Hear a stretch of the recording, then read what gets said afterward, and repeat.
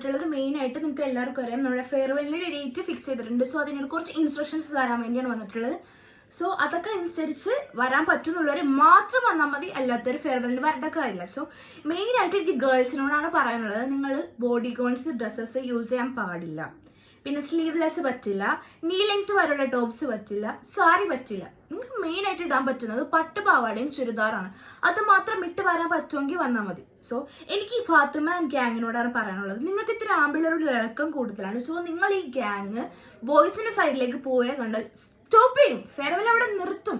നിങ്ങളുടെ ഈ വേഷം കെട്ടൊന്നും നമുക്ക് കണ്ടു നിൽക്കാൻ പറ്റില്ല. സോ പിന്നെ നമുക്ക് DJ പാർട്ടി ഉണ്ട്, എല്ലാവർക്കും അറിയാം. സോ ഒരു 10 മിനിറ്റാണ് DJ പാർട്ടി ഉള്ളത്.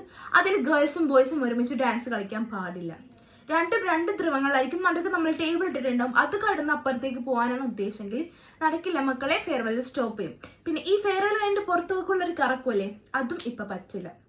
ഈ ഗേൾസിനോട് പ്രത്യേകം പറയാനുള്ളത്, നിങ്ങളുടെ ഡ്രസ്സിംഗ് ആണ്. ബോഡികോൺസ് ഡ്രസ്സസ് യൂസ് ചെയ്യാൻ പാടില്ല, നീ ലെങ്ത് യൂസ് ചെയ്യാൻ പാടില്ല, സ്ലീവ്ലെസ് യൂസ് ചെയ്യാൻ പാടില്ല, സാരീസ് ഒട്ടും യൂസ് ചെയ്യാൻ പാടില്ല. സോ എല്ലാവരും ഇതൊക്കെ അനുസരിച്ച് വരാൻ പറ്റുന്നുള്ളവർ മാത്രം വന്നാൽ മതി. ബോയ്സ് ആൻഡ് ഗേൾസ് ഒരുമിച്ചേ ആവാൻ പാടില്ല. ഓക്കെ, മനസ്സിലായല്ലോ? ഇതൊക്കെ അനുസരിച്ച് വരാൻ പറ്റുന്നുണ്ടെങ്കിൽ മാത്രം ഫെയർവെല്ലിന് വന്നാൽ മതി, അല്ലെങ്കിൽ വരണ്ട, നമുക്ക് പരിപാടി ക്യാൻസൽ ചെയ്യാം. ഇതൊക്കെ അനുസരിക്കാൻ പറ്റില്ലാത്ത പിള്ളേരാണെന്നുണ്ടെങ്കിൽ നമുക്ക് ഫെയർവെൽ ആയിട്ട് ക്യാൻസൽ ചെയ്യാം. അതല്ലേ ബെറ്റർ?